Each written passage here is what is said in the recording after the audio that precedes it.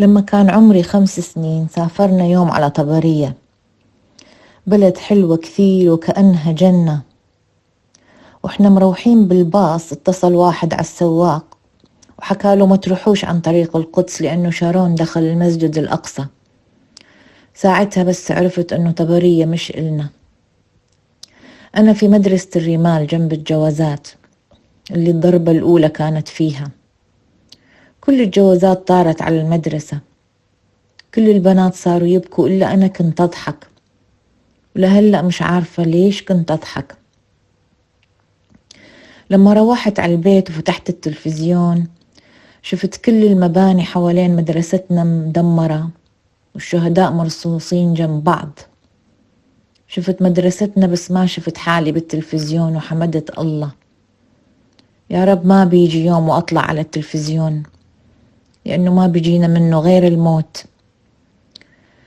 صرت أعرف الناس شو بتفكر قبل ما تحكي، وأحس من نظرة عينيهم شو بدهم. كمان صرت أعرف أشياء مش مطلوب مني أو من حدا في سني يعرفها. صرت جريئة وأعرف أحكي منيح، زادت ثقتي في الناس. هاي طلع للحرب فوايد. حدا بيصدق أنه للحرب في فوايد؟ أنا بعد الحرب أقوى ورايحة على المستقبل بخطوات ثابتة أكثر.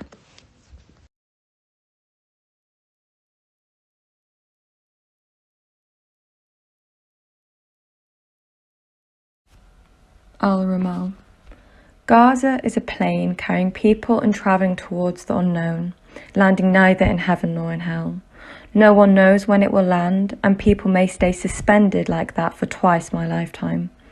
All days here are the same, there's nothing new. The simplest thing is that dreams and wishes are hard to make true in Gaza, especially if they're like mine, to be an artist singing and acting and playing music. In Gaza, the only music is that of death and dancing on wounds. If I go abroad and study directing, how would society look at me? After I graduate, would the country be like now or worse? Everything for me is foggy and unclear, like people's faces on Friday at Ferris Market, and like the day the war began. The first hit was the Ministry of Passports. My friend and I came out of an exam. It was the first day of the first term exams. We sat in front of the school gate, talking and waiting for the rest of our friends, so we'd go home together. Suddenly there was a series of explosions. I was in shock and I felt like I was going to die. We ran away and I was really scared. I saw the women running and screaming and beating their faces, and I had no idea what was going on.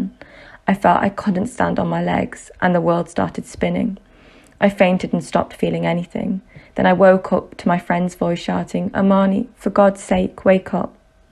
When I woke up, I started crying, not knowing where to go or what to do. An older girl helped me and took me home. As soon as I arrived, my mother took me into her arms. I was very tired, but at the moment I rested. I needed to fall into someone's arms. The hardest thing to feel is that your moment of death is near. The war was a black ghost that covered Gaza's day and night. It imposed its hell on people, on earth and sky and air that we breathe. After the war, I had a breakdown. A big wild wave overtook my soul. I was thinking I wouldn't be able to come out from under it, but it was like a hand was extended to me through the theatre, a rubber ring that pulled me out from under the wave. Today I feel a comfort that I haven't felt in a long time, and I hope I can stay like this.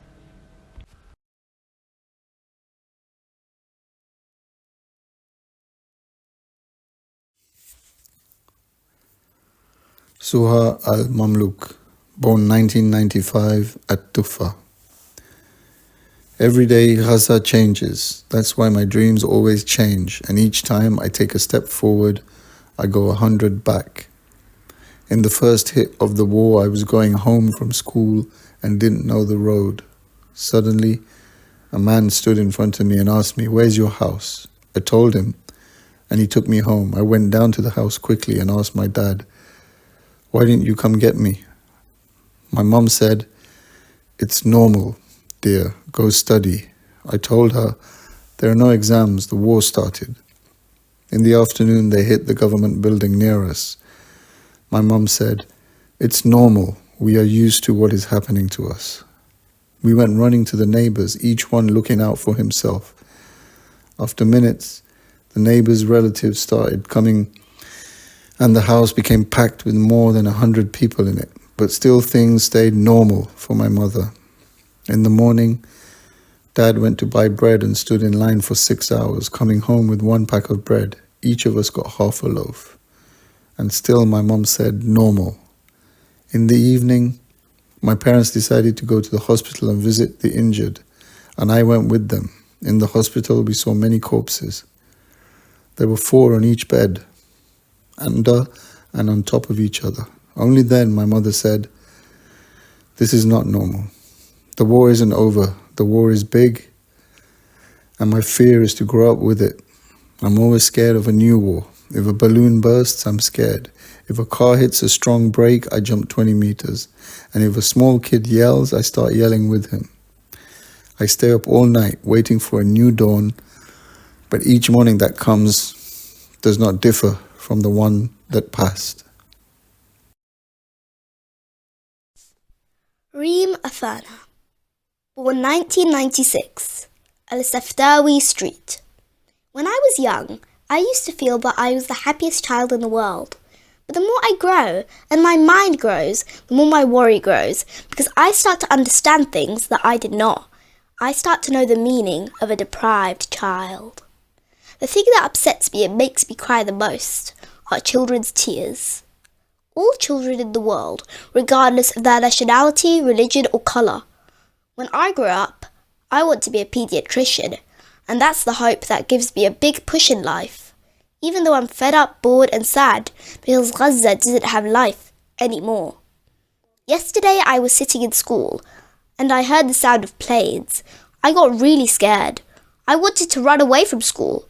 I felt I was going to die because I remembered the war. The seeds of war won't leave my mind. On the 3rd day of the war, my family was sitting together, talking about what was happening in the war. And my grandmother was reassuring us so we wouldn't be scared.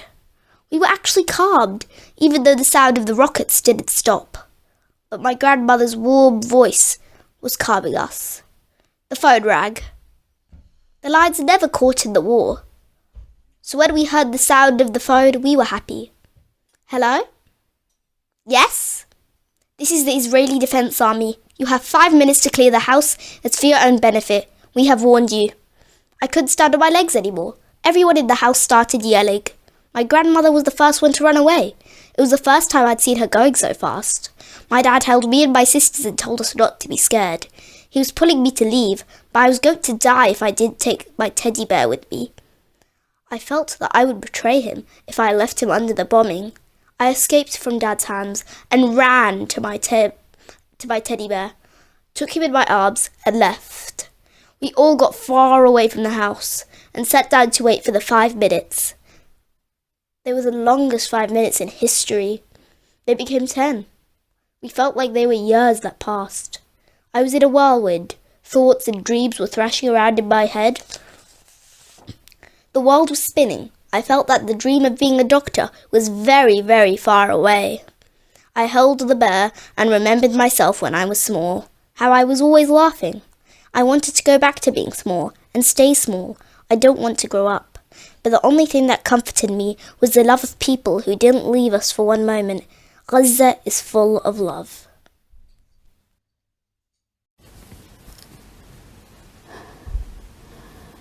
Mahmoud Afana, born 1995, Al-Safdawi Street.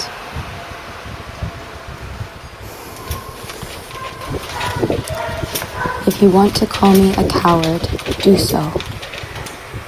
Because after the war, I don't answer any kid who swears at me or even hits me. I'm just sad. I leave him and walk away. Before the war, I wasn't like that. The flying bird would avoid me. Why did this happen to me? Because honestly, after I saw so many kids dying in the war, I started to feel that all of us are going to die. It's just a bit delayed. I said to myself, "Kid, you're a lot bigger than that." I started to feel that I was 100 years old. The war ended on the ground, but it's still there in my head. I want to be like any child in this world. Not in the world, but at least in Jerusalem. When I chat to my cousins on the internet who are living in Jerusalem, I feel that they're living their childhood, and they don't think like me at all. I'm scared to tell them what I'm thinking, so they don't think I'm weird. I pretend to be listening to them, and I lie to them. They didn't live what we lived in the war. My family and that of my uncle and grandfather all went to live at my uncle Anand's place because it was far away from the war and it was a safe area, or so we thought. The next day, there was bombing on the street next to my uncle's house, and the wall behind the house collapsed. The third day, my uncle, at whose house we were staying, went to buy fool and falafel for breakfast. When he returned, he parked the car at the door of his house, and before he went down from the car, a rocket fell on him. The upper half of his body fell on the asphalt, and when the ambulance came, they took out the lower half from the car. The paramedics went and collected the upper half in a plastic bag, and they took him to the hospital. Everyone started wailing and screaming, and my mother started asking God to bring him back safe. I don't know. Was she lying to herself or to us? Of course my uncle didn't come back, and he won't come back safe.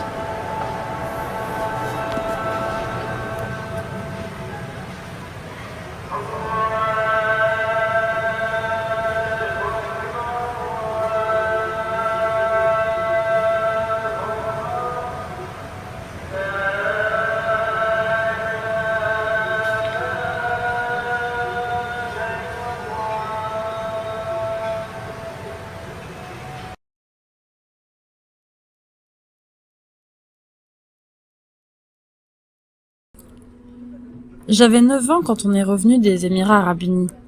C'était la première fois que je mettais les pieds à Gaza. La voiture roulait dans les rues et moi je regardais à travers la vitre. Rien de ce que je voyais ne me plaisait. Quand on s'arrêtait au feu rouge, il y avait plein d'enfants qui s'approchaient de la voiture pour mendier ou pour vendre des chewing-gums ou des biscuits. À ce moment-là, j'ai détesté la terre entière et je voulais retourner aux Émirats. Je suis arrivée à la maison et je me suis installée à Gaza. Et aujourd'hui, je n'en repartirai plus pour rien au monde, même si on me donnait le choix entre vivre ici ou à Paris. Parce que j'ai découvert la quantité d'amour qu'il y a entre les gens ici suffirait pour le monde entier. Et que la valeur de ce pays est dans les gens, pas dans ses immeubles ou ses paysages. Quand on était aux Émirats, maman me parlait toujours de Gaza. Je l'ai aimée avant de la connaître. Mais quand j'y ai vécu, je l'ai aimée encore plus. Il y a des détails que même maman n'avait pas vus. Mais c'est vraiment dommage. Ce qui lui manque pour être le plus beau pays au monde, c'est la sécurité. Pendant la guerre, la mosquée Al-Taqwa et la mosquée Al-Nour ont été bombardées.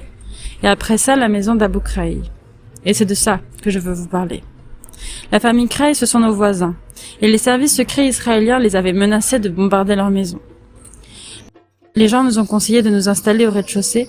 C'est plus sûr. Comme ça, quand ils bombarderont la maison des Kraï, vous ne serez pas touchés par les bombes.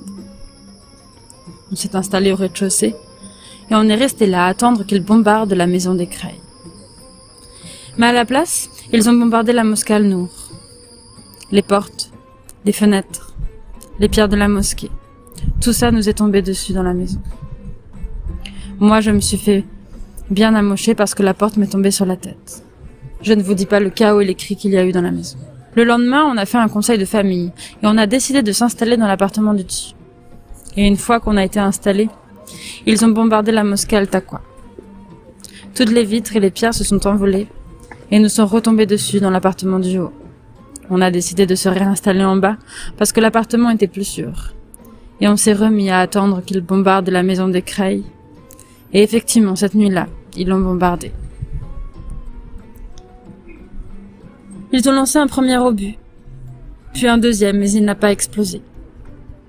Et s'ils en avaient lancé un troisième qui avait heurté celui qui n'avait pas explosé, tout le quartier aurait été effacé de la surface de la terre. Les gens, en passant par là, auraient dit « C'est ici qu'autrefois se trouvait le quartier des Creils. » محمود أبو شعبان، مواليد 1996، حي الرمال. بدكم تقولوا عني مجنون، مهستر، مخرفن، قولوا، مش مهم، ما عادت تفرق معي. الصحيح اللي عم بيصير معي مش طبيعي، يعني إني أفقد ثقتي بأصحابي عادي، في كثير فاقدين ثقتهم بالناس، بس اللي محيرني ومدوخني إني فاقد ثقتي في زجاج المحلات والسيارات ومراكز الشرطة والمناطق المشبوهة، وضمن فلسفتي كل غزة مناطق مشبوهة. من الآخر كل شي انضرب في الحرب بخاف أقرب عليه لليوم. بعرفش أمشي في الشارع، بكون ماشي على اليمين بخاف، وبنتقل على اليسار بخاف، وبرجع أمشي على اليمين وبضل بهالدوامة. يعني وين لازم أمشي؟ في نص الشارع؟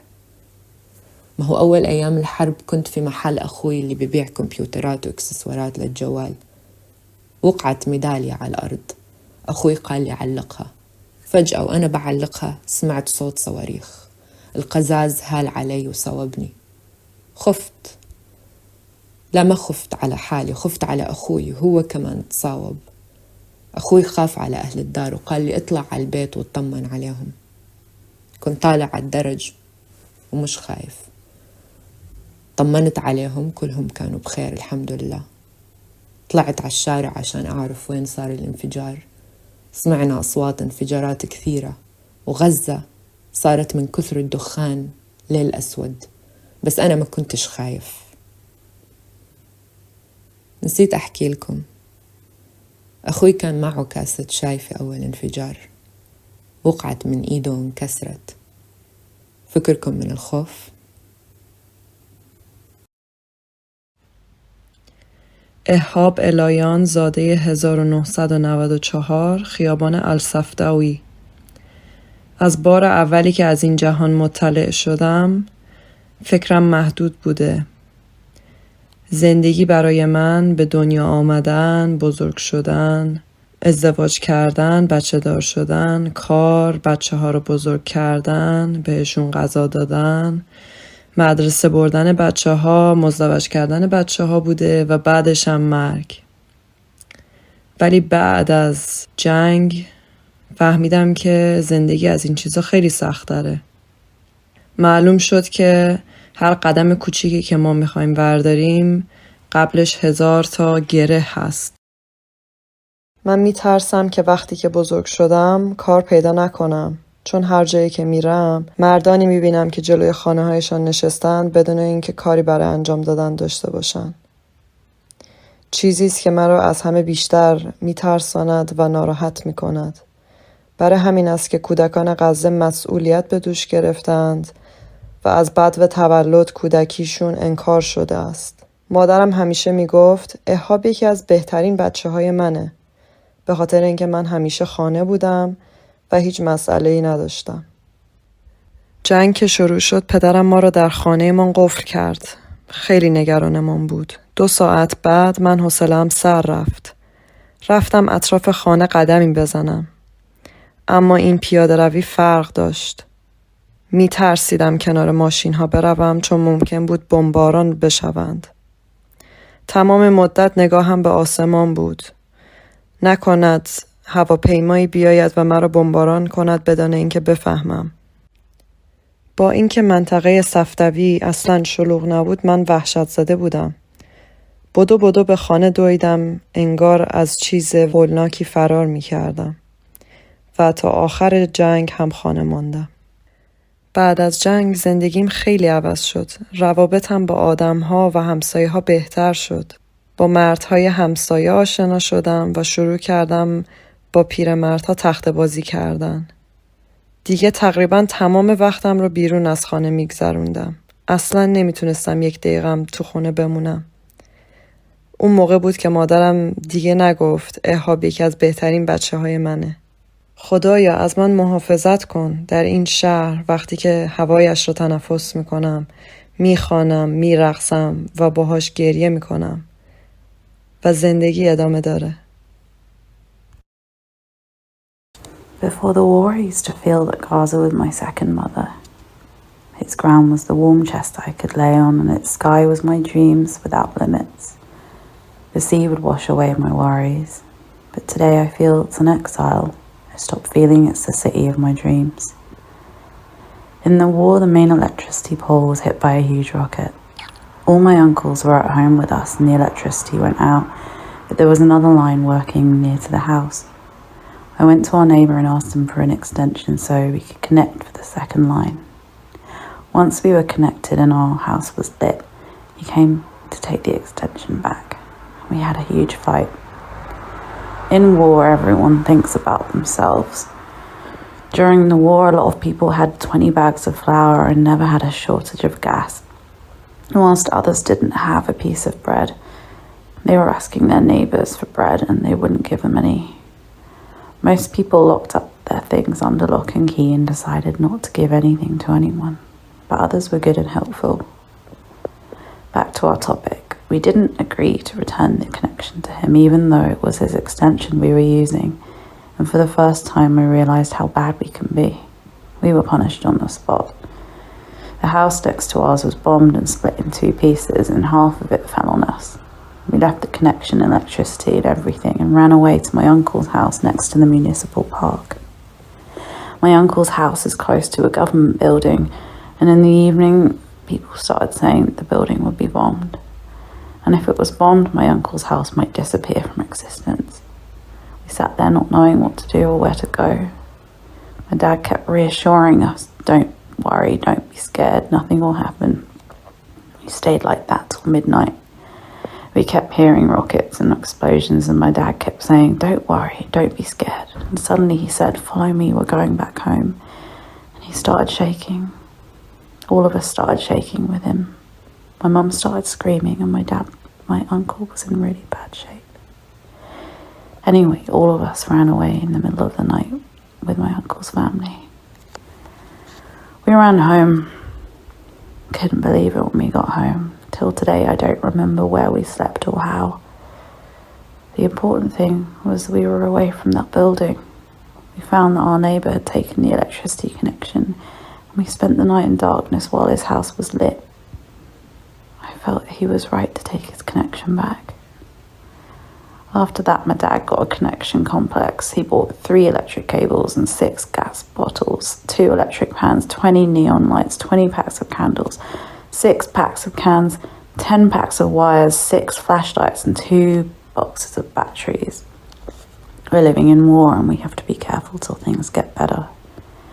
I got a complex worse than all others. It's as though I was generous before the war, or maybe I didn't know the value of things because I couldn't believe that there would be a day when I couldn't find a drink of water or a piece of bread. But after the war, I became super careful with everything and anything. I started barely sweetening my tea, and if I broke a loaf of bread, I wasn't allowed to finish it. I lost my appetite for food and I became really economical. My dad says, Ahmed always has his pocket money. Of course, because I take it and I save it in case there's another war. I feel like I'm married with 10 kids. I'm scared of life, of everything, of the smallest things, always worried. I feel that all of Gaza is sitting on moving sands. Any madness you can imagine can happen in a second in this place, and a lot of dreams may come true too. It's a strange city with no logic. China is now 1/3 of the world, and they all work but can barely make enough shoes and shirts for Gaza.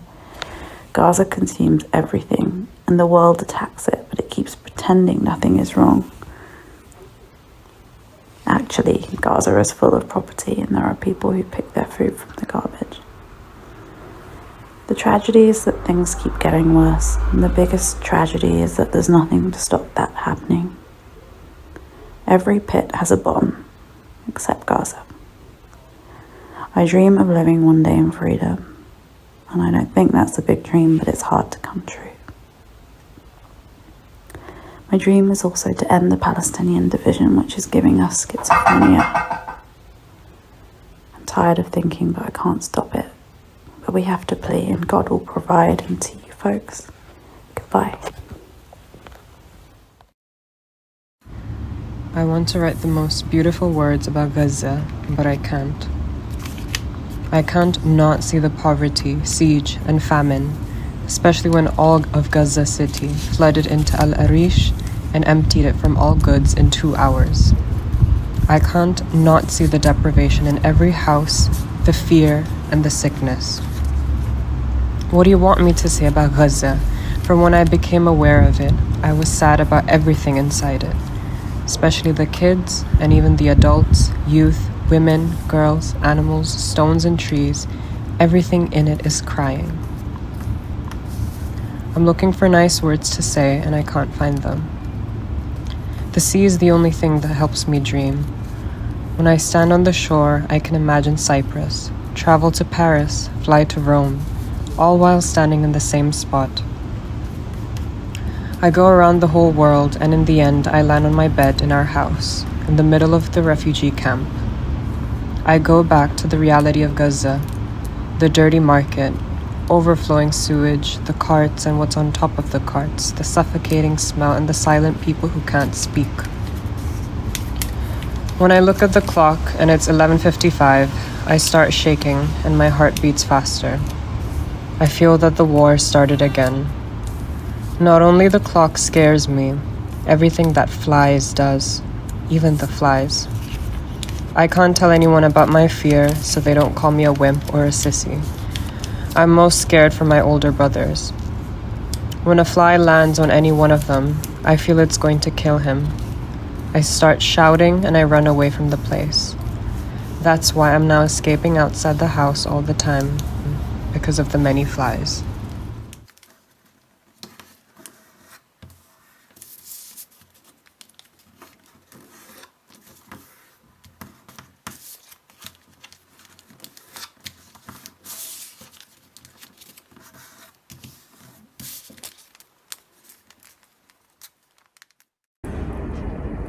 Mohamed naît en 1995. Nous étions seuls à la maison, ma grand-mère et moi, et elle me racontait des histoires du temps où ils étaient au village. Des histoires drôles et des histoires tristes. Mais pas une seule fois, elle ne m'a raconté une histoire complète, parce que chaque fois, au milieu de l'histoire, elle est obligée d'aller aux toilettes. Ma grand-mère, elle passe la moitié du temps dans sa chambre et l'autre aux toilettes. Mes parents sont rentrés à 10h30 du soir et ils sont allés se coucher aussitôt. Moi, je n'arrivais pas à dormir. J'étais allongée sur mon lit à revoir mes leçons. Tout à coup, j'ai entendu un bruit d'explosion au loin. Je suis allée dans la chambre de mes parents chercher la radio pour écouter les nouvelles. J'ai réveillé mon père et je lui ai dit, et j'ai entendu le bruit d'une explosion très forte. Il m'a répondu, tais-toi, va te coucher, c'est un avion qui a passé le mur du son. Bref, je suis retournée dans mon lit, l'électricité était coupée. Et soudain, il y a eu un énorme choc qui a fait trembler la terre. J'ai tiré la couverture pour me protéger le visage et quelque chose m'est tombé dessus. J'ai repoussé la couverture de toutes mes forces. C'était le cadre de la fenêtre qui m'était tombé dessus. La couverture était couverte de morceaux de verre et la maison pleine de fumée noire. Cette nuit-là, ils ont bombardé le siège du syndicat des travailleurs qui est juste à côté de notre maison. Mais ce n'est pas de ça dont je voulais vous parler. Ce dont je voulais vous parler, c'est des choses idiotes qui sont arrivées et auxquelles je n'arrive toujours pas à trouver d'explication. La première, c'est quand en plein pionnage, alors qu'on avait tous l'impression qu'on était sur le point de mourir, ma grand-mère nous a pris la tête à chercher son dentier parce qu'elle avait peur, si elle mourait, que les gens s'aperçoivent qu'elle n'avait pas de dents. Parce qu'ils ne s'en sont pas aperçus jusqu'à maintenant. Une deuxième chose, c'est quand la maison était pleine de fumée et mon père allume une cigarette. Sans doute on manquait encore de fumée. Une troisième, mon oncle appelle pour demander des nouvelles. Mon père répond, grâce à Dieu, on l'a échappé belle. Mais toutes les vitres sont cassées, sauf une. Mon oncle lui dit d'aller la casser et mon père l'a fait. Bon, je ne sais pas pourquoi je vous raconte toutes ces histoires. Tout ce que je sais, c'est qu'on vit enfermé dans une prison comme un oiseau en cage. Il veut s'envoler, mais il est encerclé. Des enfants meurent sous les yeux de leur mère, elles pleurent toutes les larmes de leur corps et elles hurlent la gorge déployée. Mais personne ne les entend. Personne n'a de pitié. Tout le monde s'en fout.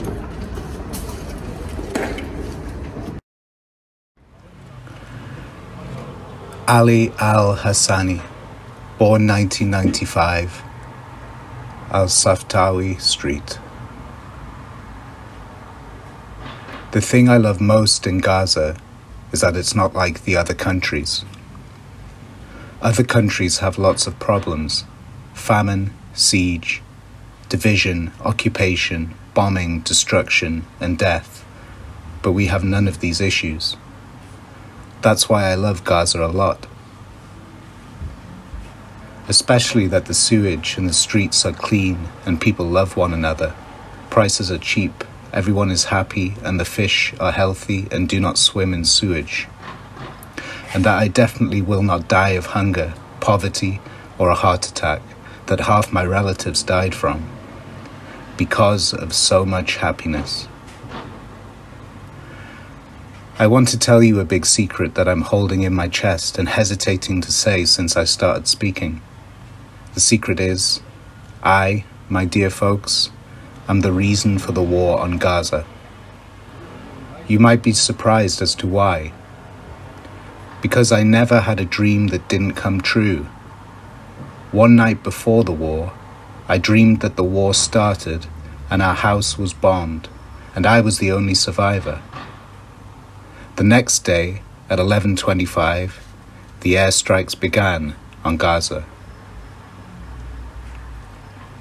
The first shock I got in the war was when the strongest teacher in school, the math teacher, hid under his desk in fear from the first second. I thought, if the strongest teacher hides under the desk, what do we do? A lot of kids peed themselves. I started screaming, and everyone started screaming with me. I was screaming for our house that I was sure was destroyed, and for my family that I was sure was martyred. I went out running in the street, wanting to rush home to my family, but I waited for 2 hours for a car to take me, and in the end, I went home walking. All the way, I was imagining our house destroyed and my family dead. I got home and found nothing was the matter, and my family were taking down the windows so they wouldn't break from the air pressure. But till today, I'm scared they will bomb our house. That's why, and you can ask my mum, I sleep with 3 mattresses under me, so that when there's bombing, the mattresses will absorb the hits and nothing will happen to me. I hate dreaming, but dreams are not in our control. I think that Ali, that's me, before the war, is different from Ali after the war, who is a new person that I'm trying to discover. Before the war, I didn't understand anything about politics. I didn't know the head of state from the Prime Minister. I never listened to news, but today I became a political analyst. Al Jazeera this morning, midday this evening, harvest of the day, harvest of the week. I started following all these programs and discussing them. I started feeling that politics and news are very important in our life because they are what kills us and what gives us life. And also because I want to be the first to know if there's going to be another war.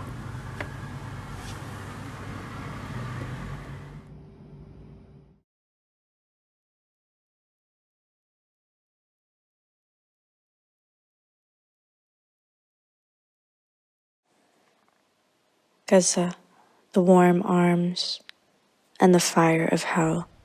Horror, fear, death, and destruction. But this time our area was safe.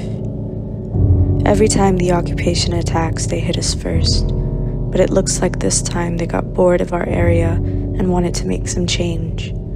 So we got lucky. I used to spend the whole day sitting on a chair watching people running away from their houses towards the borders, carrying their belongings, sons and daughters, and going west. Some of them were carrying their kids on their shoulders, their mothers on their backs. Where they were going, you don't know. Till all of us got squeezed into one area. Then the distance became tighter and they started running away from the mosque. And it got tighter and tighter till they got to our house. I said to my father, "What? Is it our turn now?" But where are we going to go? My dad insisted that we stay at home and said, "A person who leaves his house loses his dignity." I said to myself, "Kid, stay put. You're not better than others. And whatever happens, happens." All day, I would busy myself with food, and sometimes we'd go fill water with my cousins from pipes in the street. It was about 1,000 meters away from the house. We used to take the donkey cart of Sabri. Him and his brother used to come with us to help. All the way, he would tell us about his heroic acts and his horse, and how he would go to the wilderness and hunt birds with a slingshot. I never carried a slingshot. It's scary. But the stories were nice, and in those days, entertaining, despite our fear. We used to talk so as to lessen our fear from being in the streets. When daytime was over and night came, we would say, "The night has come with its worries." We couldn't even sleep. I used to sleep for 15 minutes and wake up for 3 hours. How can you sleep with the bombing going on? And we're lying in bed, waiting for our fate. Sometimes I'd look at the sky from the edge of the window and find the world so red, with fire and smoke everywhere, and I'd ask myself, why is the whole world at rest and we're living an inferno?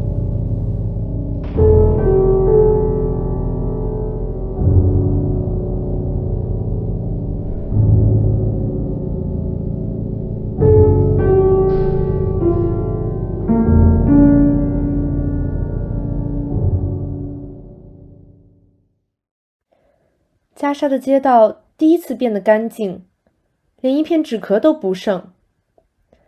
人们收集着街上的废纸，用来烘焙，因为电力被切断了。妈妈不想在家烤面包，所以她让我去街上的烘焙店买一些。烤箱前排起的队伍，像是从加沙一直延伸到西岸。人们在队列里站了8个小时，却只能得到半包面包。转眼间，一个巴勒斯坦火箭发射器在这个街区设立起来，不到1秒钟，以色列的飞机就开始轰炸它。人们四处逃窜，救护车也赶来了。人们不断倒下死去，有的受了伤。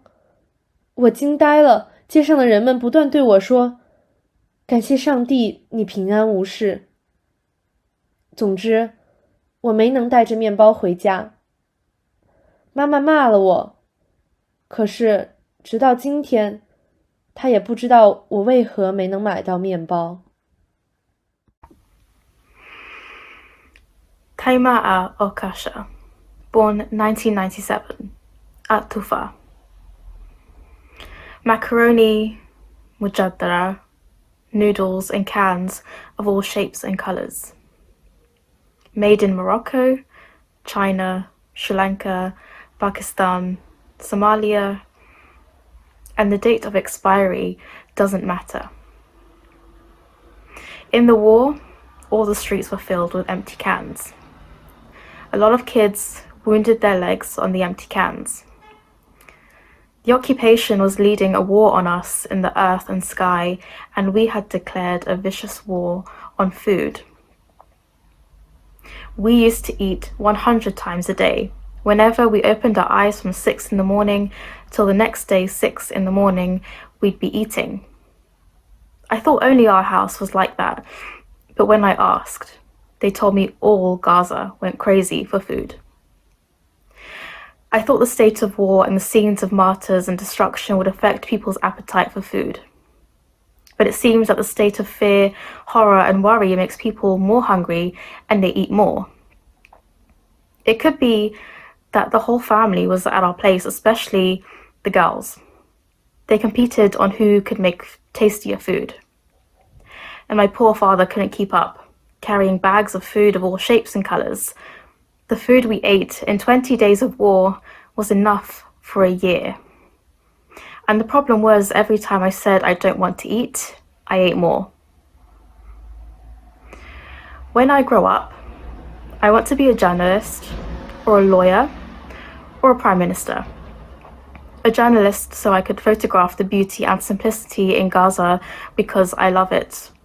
I love its salt and air, and I can't imagine living anywhere else. A lawyer so I could defend all the deprived and mistreated people in this city, because I don't like seeing anyone suffer in it. And I wish I could be the Prime Minister so I could force law and order on the city, because that's where the solution begins. Fatima, née en 1996, âge Cher Radouane. Les poissons de Gaza se sont enfuis, mais les gens, eux, ne peuvent pas s'enfuir. Ils déversent les égouts dans la mer. La mer, si elle parlait, elle leur dirait « Honte à vous de ce que vous me faites à moi et à Gaza ». Et au lieu d'un conservatoire de musique et de théâtre, Gaza est devenue une grande école où on apprend à se battre et à jeter des déchets partout. Moi, par nature, je suis plutôt peureuse. Un rien me fait peur. Le premier jour de la guerre, toutes les filles sont rentrées chez elles, sauf moi. J'étais la dernière à rester à l'école. J'étais assise et je tremblais tellement que je ne pouvais même plus tenir debout sur mes jambes. À la fin, j'ai senti que si je ne m'aidais pas moi-même, personne n'allait le faire pour moi. J'ai rassemblé toutes mes forces et tout mon courage et je me suis mise en route en tremblant de tous mes membres comme une feuille au vent. Les gens marchaient à côté de moi, mais personne ne faisait attention à moi. Le bruit des bombardements augmentait et ma panique augmentait avec. D'habitude, je mets 1 heure pour aller de l'école à la maison, mais ce jour-là, j'ai mis 1/4 d'heure. C'est vraiment la fois de ma vie où j'ai eu le plus peur. À chaque seconde, je croyais que j'allais mourir. Et c'est la première fois aussi que je sentais cette épouvantable solitude, bien que les rues aient été pleines de gens. Je suis arrivée à la maison. J'étais près de la fenêtre quand un obus est tombé juste à côté de la maison. J'ai fait un vol plané et je me suis retrouvée par terre sur le dos. Pendant toute la guerre, je ne pouvais pas m'approcher d'une fenêtre. Je me suis mise à dormir dans une pièce où il n'y avait aucune fenêtre. Je crois que jusqu'à présent, j'ai peur. Simplement, je fais semblant que non.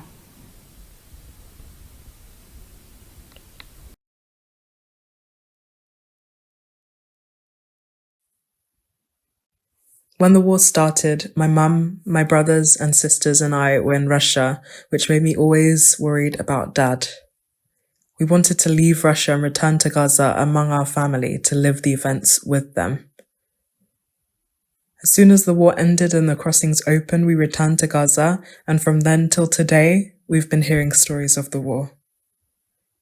I couldn't sleep in Russia because of my worry about Dad. Before the war, when the mobile used to ring and it would be from Gaza, we'd be happy and race to answer it. But in the war, every time the mobile rang from Gaza, any number, whether we knew it or not, we'd say, "Dear God," and start looking at each other to see who will answer. After the war, a lot of things changed in me. I started seeing things differently. I began to like the city. Life became more beautiful, and so did I. My friends changed, and I made older and more mature ones. I became very outspoken and brave, even in front of Dad, and I could face anyone. Mum and I became friends. A lot of times we'd stay up at night and talk about everything. In the future, if I grow up, and in Gaza it's an achievement to grow up, because death is standing at your doorstep, I want to be a children's caretaker and defend their rights, because I feel that the children of Palestine are born as old people. A kid can be 6 years old and supporting a family.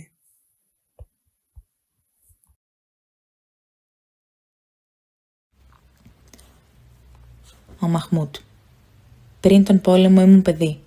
Μετά τον πόλεμο όμως ανακάλυψα ότι δεν ήμουν πια και ότι η Γάζα, σε αντίθεση με ολόκληρο τον κόσμο, δεν είχε παιδιά.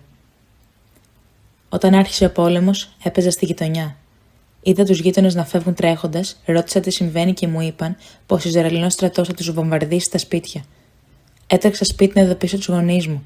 Φύγαμε αμέσως από το σπίτι και δεν πήραμε τίποτα εκτός από την κουζίνα υγραερίου, γιατί κοστίζει πιο πολύ και από το χρυσό στη Γάζα.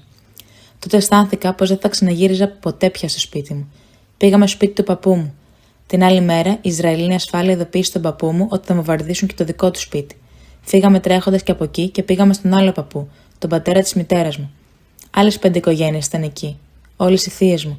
Με τα ξαδέρφια μου γίναμε πολύ καλοί φίλοι. Τα βράδια μέναμε ξύπνοι και μιλούσαμε για τον πόλεμο. Ήμουν κουρασμένος και φοβισμένος. Ήθελα να πάω σπίτι μου, να κοιμηθώ στο κρεβάτι μου, στο μαξιλάρι μου. Σε 3 μέρες βομβάρδισαν το σπίτι στη γειτονιά μας. Μετά τον βομβαρδισμό, όλοι οι κατοίκοι της περιοχής επέστρεψαν στα σπίτια τους. Γύρισα κι εγώ στο δωμάτιό μου, αλλά δεν μπορούσα πια να κοιμηθώ. Εδώ και πολύ καιρό θέλω να ταξιδέψω. Έχω ένα θείο στον Καναδά που πάντα μου στέλνει βιντεοκασέτες της οικογένειάς του, άλλοτε στα πάρκα του Καναδά, άλλοτε στη θάλασσα ή στα μαγαζιά, στο βάθος Καναδέζες. Λες και αυτό μου έλειπε. Είναι σαν να με κοροϊδεύει. Άρχισα να ονειρεύομαι τον Καναδά μέρα και νύχτα. Γι' αυτό τώρα μου αρέσει το θέατρο. Λέω στον εαυτό μου πως ίσως τελικά μου κάτσει και γίνω ηθοποιός και ταξιδέψω στον Καναδά. Και γίνω Καναδός και παντρευτώ μια Καναδέζα και αποκτήσω μικρά Καναδεζάκια. Τι γλώσσα μιλάς στον Καναδά? Δεν βαριέσαι. Θα μάθω Καναδέζικα. Ούτως ή άλλως δεν με νοιάζει. Δεν θα καταλάβουν ότι είμαι Άραβα στον Καναδά, τόσο ξανθός και γαλανομάτης που είμαι.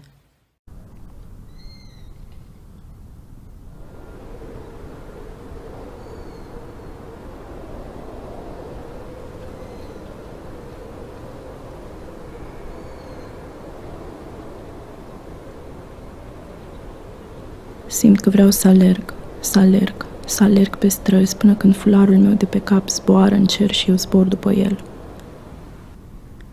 Uneori simt că sunt complet nebună, dar nu pot. E prima dată când spun astfel de lucruri. Poate nu sunt genul de lucruri pe care le-aș spune eu, sau poate sunt lucrurile pe care nu le pot exprima, lucruri de care mi-e frică. De ce mă tratează părinții mei așa? Privesc la fetele de vârsta mea, cum își trăiesc viața și le invidiez. Aș vrea să pot fi ca ele în încrederea și libertatea lor. Aș vrea să am un vas care să mă ducă pe o insulă îndepărtată și să mă arunce pe țărmul ei, departe de lume, departe de tot, mai ales de război. Vorbind despre război, tot războiul era un munte și mama era celălalt. Nu voi înțelege niciodată de ce mama mea îmi povestea lucruri pe care eu le vedeam. Stăteam cu ea pe balcon. Au bombardat casa vecinilor noștri și unul dintre vecini a murit. Am văzut cum casa a fost distrusă și cum cadavrul a zburat pe stradă. Și vă puteți imagina ce s-a întâmplat cu familia după asta. Să se fi terminat aici? Nu. Mama a început să-mi povestească despre cum casa vecinilor noștri a fost bombardată și cum vecina noastră a zburat din casă. Ca și cum ar fi vorbit cu cineva care nu fusese acolo cu ea. Și a continuat povești de la mama tot timpul războiului, iar eu eram singurul ascultător. Stăteam uitându-ne la televizor și ascultam cum există bombardamente sau distrugeri în mai multe locuri. Raportul avea 15 minute, dar raportul repetat al mamei avea 2 ore. Vorbea despre știrile astea ca și cum eu nu aș fi fost cu ea. Am început să mă îndoiesc de mine. Eram sau nu acolo cu ea? Jur că am fost acolo. Chiar am fost acolo. Eram lângă ea. Oricum, Sunteți norocoși că mama nu e cu voi, că altfel v-ar fi dat multe dureri de cap cu toate poveștile ei.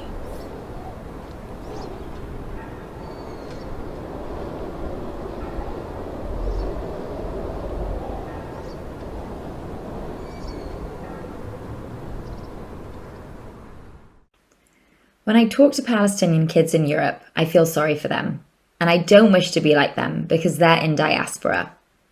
They plant their dreams in a land that's not theirs. Dreams grow with the people and the country.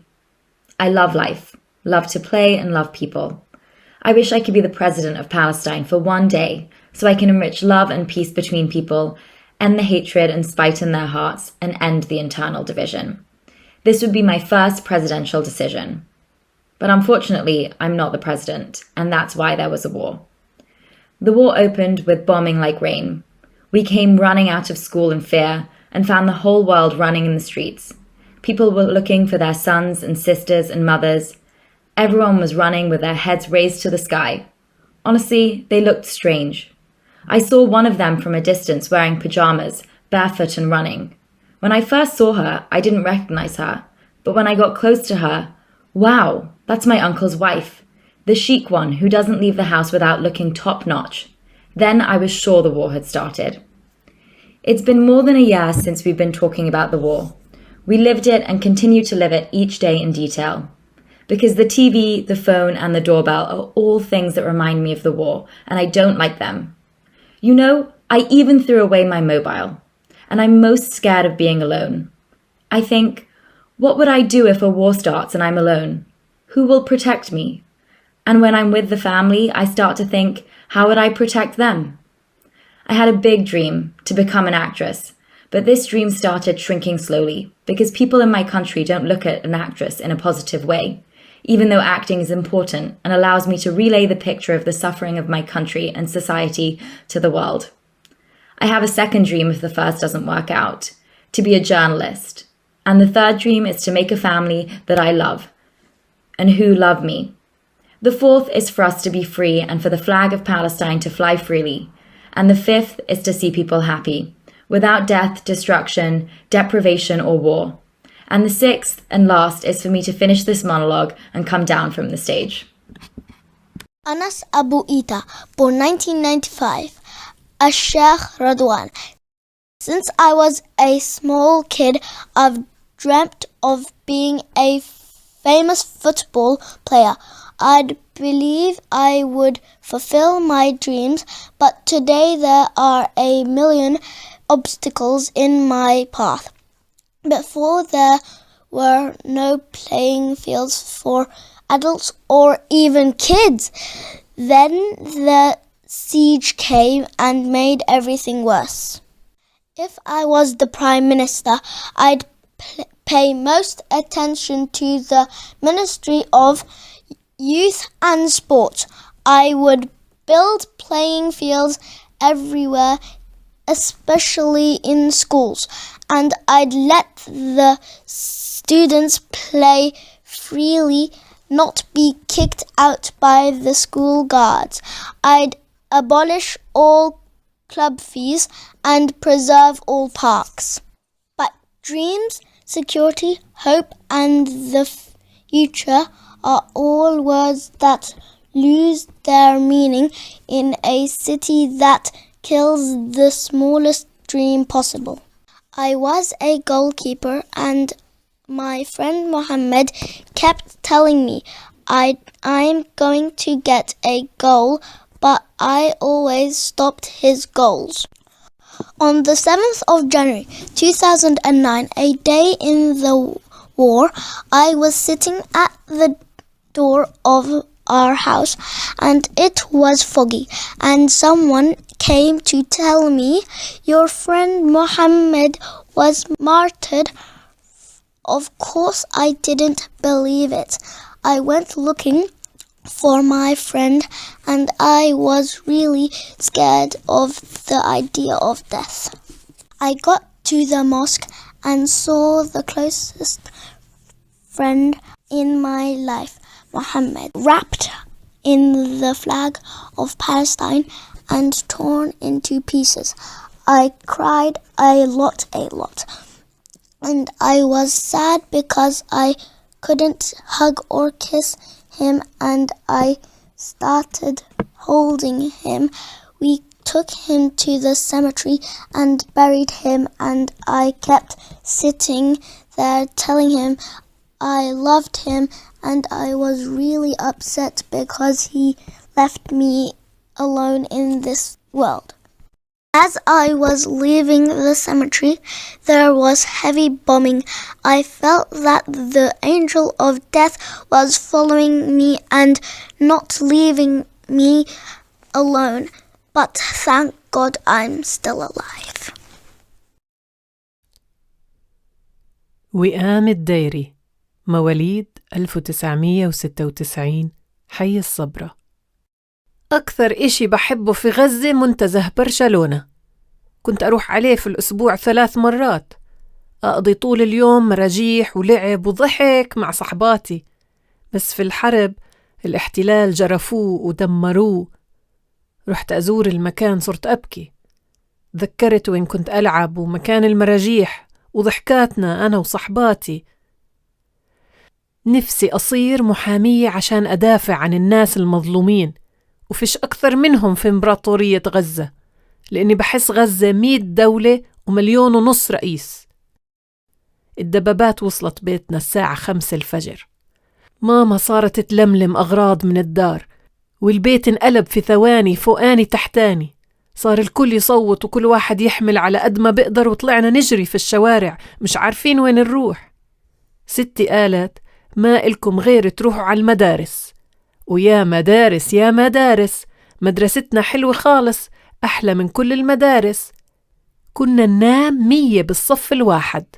من أول ليلة دبت طوشة بيني وبين بنت على 4 متر، مين بده ينام فيه؟ وبعرفش كيف نمنا.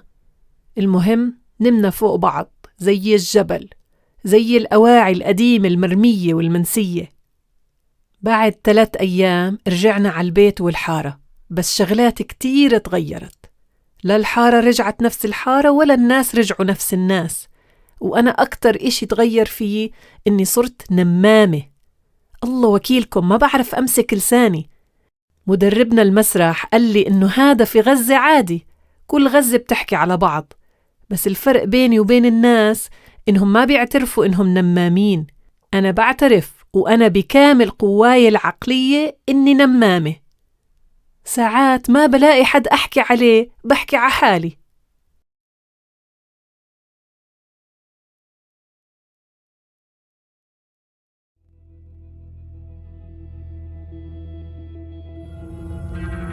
جيت أنا عبط شجرة الزيتون من غلاها، عبطتها في حضني زي ما أحضن ابني. أنا زي حضنتها زي ما بكيت أحضن ابني وهو ما ربيته لما وربيتها.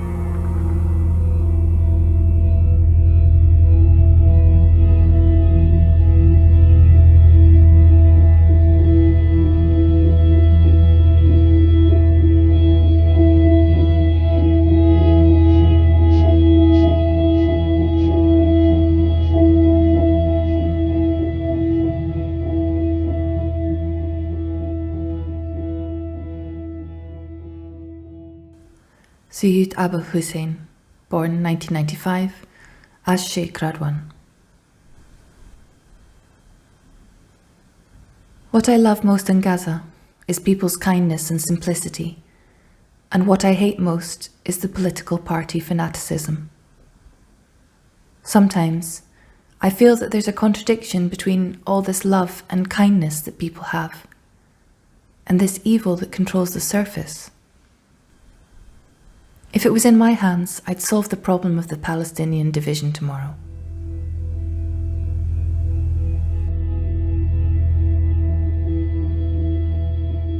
In the war, they assassinated a big Hamas leader.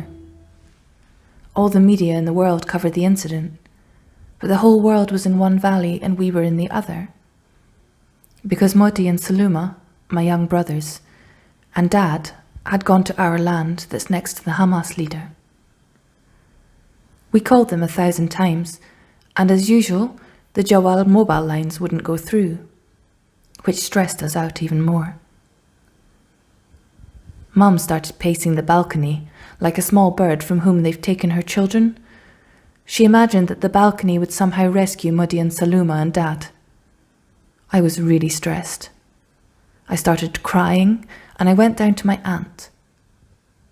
My aunt started soothing me. She lied to me and told me that she had called them and spoken to them. I knew that she had not talked to them, but she was holding me and crying, and I was crying too. When I went up to our house, I saw that Mum was still pacing the balcony.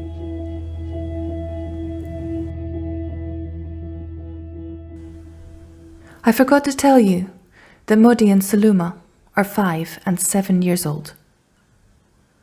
They used to sleep in my arms, and my soul was connected to them. I felt at the time that my soul was going to escape and I would die. And honestly, only then I felt that there was a war on Gaza. Because I was busy with the computer all the time, and that day was the first time I lived the war. An hour later, there was knocking on the door of our house, and Dad came back with Muddy and Saluma.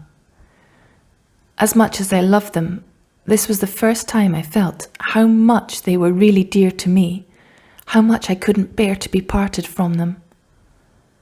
I put them on my lap and kissed them like it was the first time I'd held them.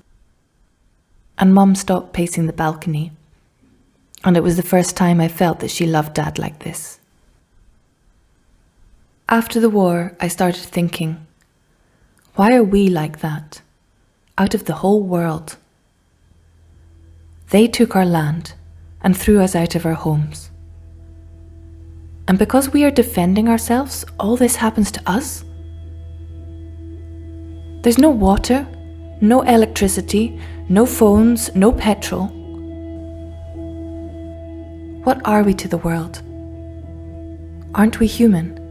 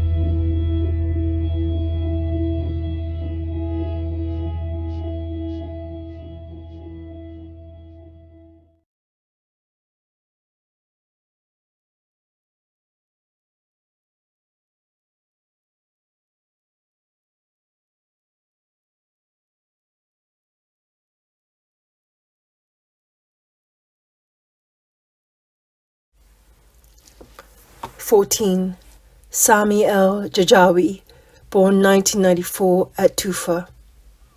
The hour that I hate most in the day is 12 noon.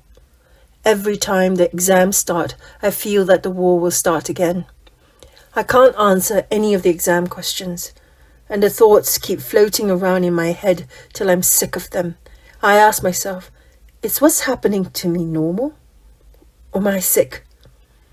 People say that the Sea of Gaza washes all pain, but my pain is bigger than the sea, because the last time I was at the sea, I was with my friend. And we swam, and we played, and had fun, but now I can't go to the sea anymore. The Talatini street is near the petrol station, and petrol is dear to people and expensive.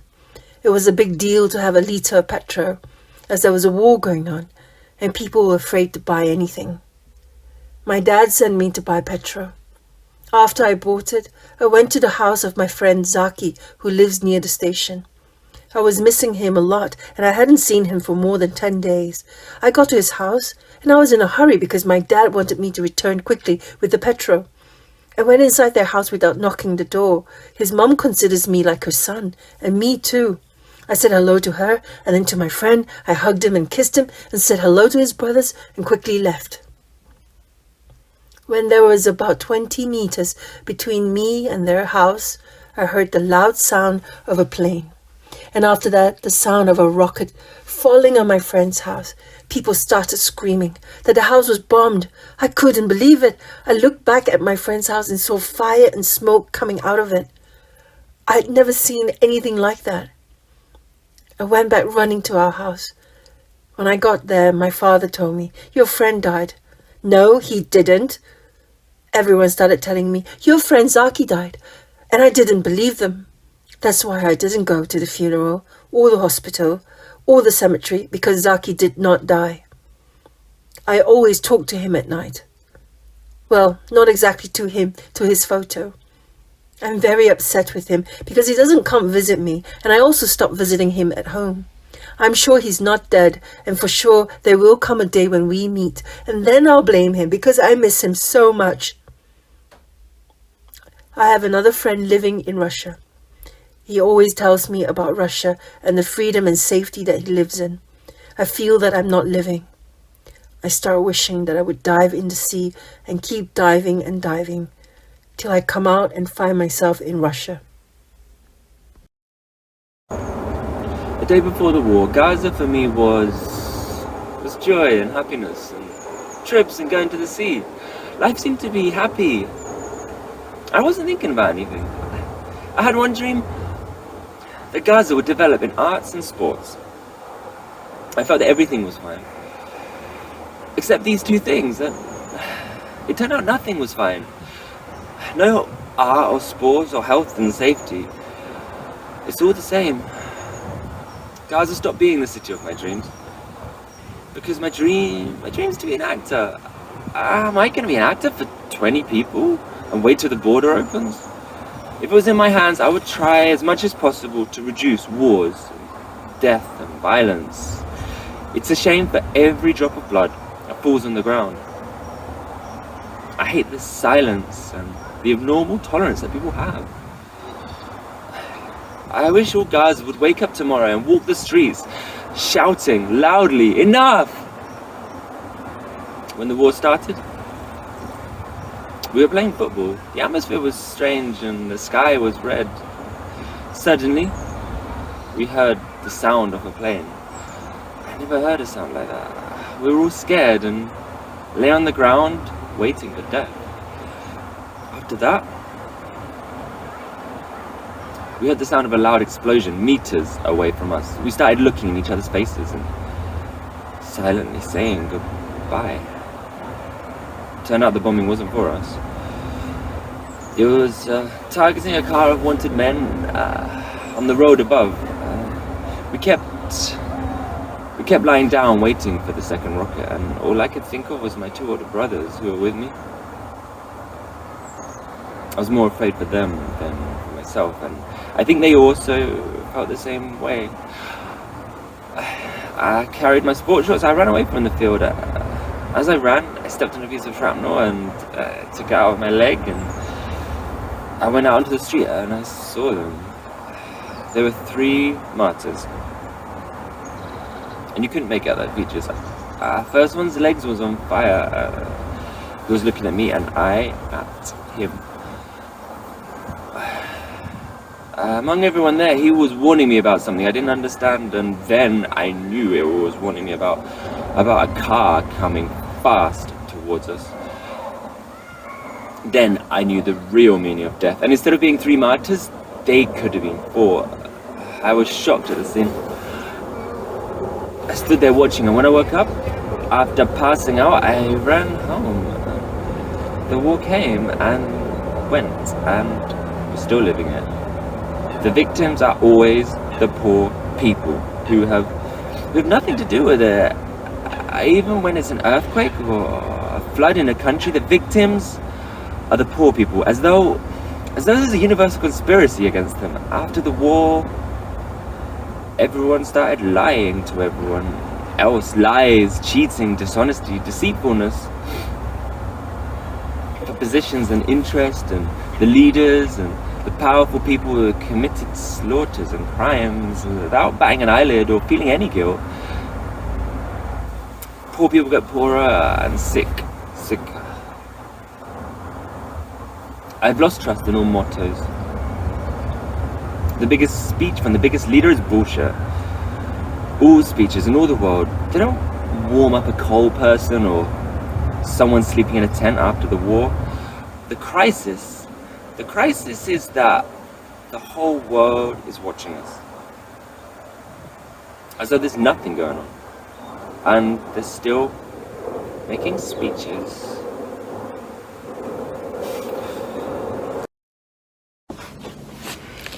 Monologue number 9, Tamir Najem, born 1993, Ash Sheikh Radwan. Gaza is a matchbox, and we're the matches inside it. When the war started on Gaza, all the media was focused on us. Al Jazeera, Al Arabiya, and all the satellite channels were focused on Gaza, and the occupation wouldn't leave us alone. The whole world became busy with Gaza and what's happening in it. Suddenly Al Jazeera wrote, "Breaking news, death of Mohammed al-Hindi." And it wasn't normal because that Mohammed, he's my uncle, my mother's brother. It was the first time I see the screaming move from live broadcast on TV to the house. Screaming and yelling and tears, all of it mixed up together. And it moved from our house to the street, and my mum fainted, all while later the phone rang. It was my second uncle calling to tell us that Mohammed was martyred. He didn't know that the whole world knew the news. This television is awful. Before a person is shot, as the bullet is on its way to his chest, the television has already broadcast the news. But these days, all the channels are sitting idle, praying to God to send another war on Gaza so they have work. Anyway, we all started crying bitterly for my uncle, and remembering him and talking about him. We kept talking about him for a long time. Then it started getting less because death became normal in Gaza. After the war, I stopped caring whether I live or die. After what we saw in the war, I don't care about anything, because I think each day I live is the biggest bonus, and all the life I live after the war is extra because I could have died at any second. You know, I'm sick of the city even though I love it, and I'm sick of the people too. Sometimes I feel that I know the 1.5 million who are in Gaza. There's nothing new. The same day is repeated every day. I feel like traveling, like changing scene and faces. As soon as I wake up every morning, I see the electricity pole in my face. I wish I'd wake up one day and not find it there. Each day, Abu Ibrahim stands at the door of the supermarket, and Abed, the bean seller, is selling his beans, and Abu El Abed is sitting at the door of his house, afraid that his house would run away. Ibrahim is standing with Hassan. I know the taxi drivers one by one. I know who takes you to the city and who goes to the beach. It's soul draining. The only hour that's different in my life is the one when I come to theatre practice. It became my work and mission. I wait for it impatiently. Without the theatre, I would have gone crazy. When I grow up, I want to be a big actor. I've loved acting since I was a kid. But any institution that I used to go to when I was a kid threw me out a few days later. But this time, it's different. Yasmin Abu Amir, born 1996, Al-Shuja'iyya. I want to be a specialist in the science of metaphysics. What is behind nature? You know why? Because I think that Gaza itself is behind nature, and I got so much from my presence here in Gaza that I'd like to transfer my skills to others. The Shuja'iyya camp is always the center of events. Each time the occupation wants to invade Gaza, they pass by our house. When the war began, people left their houses thinking that the Shuja'iyya would be hit. It's normal, in this case, to leave our house. Everyone was calling my dad to convince him to leave the house. My brothers from Algeria, my uncles from the States, my uncles from Ankara, the whole world was begging my dad, and he wouldn't budge, refusing to leave the Shuja'iyya. 3 days with my mom having packed the house stuff and we're in suspended travel mode. We want to go to my sister's house because it's safer there. After we were exhausted from talking, he agreed and said, "You go and I'll follow." How can we go and leave him? My mom was smart. She left the bread at home. And you know how dear bread was in the war. As soon as we got to my sister's house, she called him and said, "Salman, we forgot the bread, bring it for us." And Salman fell in the trap and brought the bread, and we wouldn't let him leave. The next morning, we woke up to a phosphorus bomb that fumed the street. We all started crying. Our tears falling because of the phosphorus. The bomb was easier on us than Dad's taunting. He said, "I told you, let's stay home, it's better for us, there's no place like home, and on it went. What added fuel to the fire is that the mosque and house next to my sister's house were destroyed in the bombing, and you can imagine what my dad did to us. He wanted to take us back home immediately. No sooner had he finished his words than we were told that the house next to ours in Shayda was bombed, the front of our house ripped off. Then, for the first time, all of us looked at Dad. We stayed at my sister's place. It became clear to us that wherever we were in Gaza, in the war, we were not safe. After the war, I started to always dress in a very clean and tidy way, so that if I die, I would die a nice death. But it would be the biggest problem if I was hit by a rocket, because I'd become 100 pieces, and I'd like to die in one piece. Wow. Gaza and Gaza's dreams. Our dreams has become to die in a good death, not to live a good life. Rawand Jarur, born 1997, Al-Daraj. Relax, girls, don't be scared. This is just the sound of aimless shooting. That's what our teacher said as soon as the bombing started. After a while, her mobile phone rang and she spoke a few words only. 120 martyrs? She smashed her mobile onto the floor and told us, "Go home, all of you." As soon as we went out into the yard, we saw our parents. Some of them in pajamas, some in their undershirts, and some barefoot. We were very scared. My two sisters and I kept waiting for Dad, but he was really late. So we decided to go home by ourselves, even though it's a long way. On the way, I saw something for the very first time. A martyr being carried on a coffin wrapped in the flag of Palestine with banners around him and people crying. But the weird thing is that the funeral barely had 30 people in it. Funerals of martyrs usually have thousands. Then I felt that there was some big catastrophe going on in the country. I got scared for Dad. I didn't want him to come get us because I was scared he'd be hit by a rocket.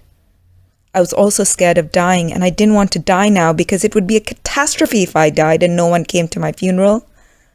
I started running home and people running around us like it was doomsday.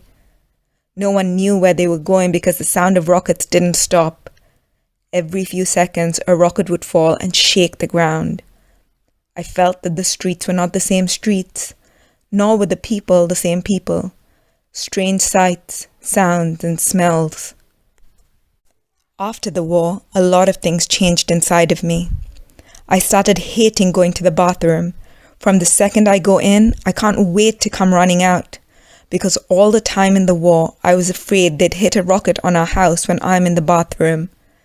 In there, one would be in great focus, and you know the rest.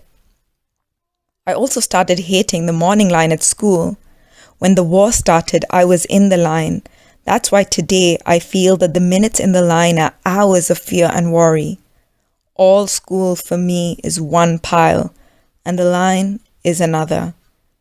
I started having terrifying dreams. All night I have a conflict within myself between desire to sleep and fear of nightmares. Sleep became a monster hiding behind my eyelids. I stay like that till morning.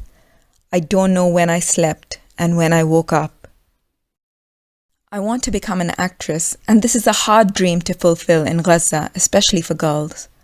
I tell myself it's a shame for people in Gaza to be deprived of my talent, because I could become an important actress. But if they don't want me, to hell with them. I'll go to any country and act there.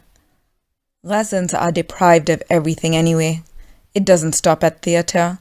Sometimes I think people in Gaza can barely find food.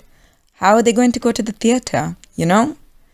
I wish I could live in a civil, democratic society with peace and 20 cinemas and keep watching movies and flying in my imagination and dreaming.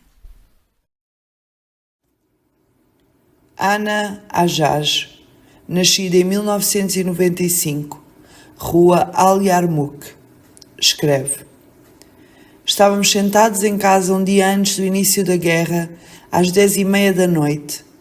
O meu pai, a minha mãe, os meus irmãos e eu, a passar os canais de televisão, notícias, arte, desporto, baboseiras, mais do mesmo. Então o telefone tocou e eu atendi. Sim, Lana, sim. Amanhã às 6:30 da manhã vamos juntas para a escola. Está bem, querida, eu espero-te. E de facto ela chegou às 6:30 da manhã. Durante todo o caminho discutimos sobre quem estudava mais. Chegámos à escola e fomos fazer o teste. E depois fomos para casa. Quando a Lana ria, o mundo inteiro ria-se com ela. Eu sentia que ela era a pessoa que mais me amava neste mundo. Uma vez, esqueci-me de fazer os trabalhos de casa de matemática. E ela levou o meu caderno e eu levei o dela. E ela ficou de castigo em vez de mim. Ao voltar da escola para casa, ouvimos o som de aviões seguido de uma explosão. Fiquei muito assustada. Era a primeira vez que ouvi um som tão assustador. A Lana aproximou-se de mim, segurou a minha mão, olhou para mim e disse-me sorrindo: Não tenhas medo. A morte não nos pode separar. Enquanto ela falava, de repente, a rua encheu-se de fumo e de sons de mísseis e explosões, um atrás do outro. Ela abraçou-me com força. Um momento depois caiu das minhas mãos e o fumo desapareceu. Olhei para a minha camisa e estava cheia de sangue. Pensei que estivesse ferida. Comecei a gritar. Olhei para o chão e vi Lana ali deitada, olhando para mim, rindo e chorando ao mesmo tempo. Segurei a mão dela e ela disse-me: Não tenhas medo. A morte não nos pode separar. E a mão dela escorregou da minha. As pessoas juntaram-se ao nosso redor e de repente a ambulância veio querendo tirá-la dos meus braços. Caí sobre ela e segurei-a. E o paramédico disse: Deixa-a. Deus tenha piedade da alma dela. Comecei a gritar e desmaiei. Acordei no hospital sem Lana e foi a primeira vez que ela não estava comigo. Muitas vezes durante a noite, quando estou sentada, gostaria que o telefone tocasse e eu ouvisse novamente a voz da Lana, dizendo: Encontramo-nos às 6:30. Yasmin Zarour, born 1996, Al-Daraj. Our future in Gaza is obscure and unknown, like a calm volcano that can erupt at any second. As if we're on a boat without a captain in the midst of a raging sea, we go right and left, and no one knows where to lean. I hear that in other countries, childhood is sacred, and children live their lives without problems and fear. But Gaza's children are forgotten and outside the picture. They are the ones who feel the injustice the most, because society treats them like they're not kids. When it wants, it makes them adults, and when it wants, it returns them to being children. And most people deal with them like they're only bodies, not minds. When I see a child peddling in the street or working in a shop, I imagine how the children of the world are playing, resting, and feeling safe. Honestly, my heart breaks for them, and sometimes I cry. Gaza has no tenderness and no childhood. A boy is born a man here, and a girl is born a bride. Dad before the war was a lot more tender with me. I wish he would take me in his arms like before. But God help him, he's probably worried too. Because in the war, we lost 5 dunums of land in a second. The field, that's 60 years old, was hit by a rocket from the Israeli army, which burned all the oranges in it.